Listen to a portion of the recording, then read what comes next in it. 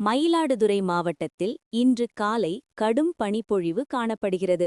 தற்போது வடகிழக்கு பருவமழை நிறைவடைந்து உள்ள நிலையில் மூடுபனி நிலவியது. இன்று காலை அதிக மூடுபனி நிலவுகிறது. பருவநிலையில் ஏற்பட்ட மாற்றமா என்று பொதுமக்கள் அச்சமடைந்துள்ளனர்.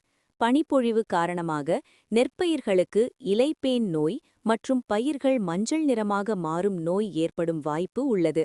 மூடு பனி நிலவுவதால் சாலைகளில் எதிரே வரும் வாகனங்கள் தெரியாமல் இருக்கும் நிலையில் வாகனங்கள் முகப்பு விளக்கை எரியவிட்டபடி செல்கின்றன.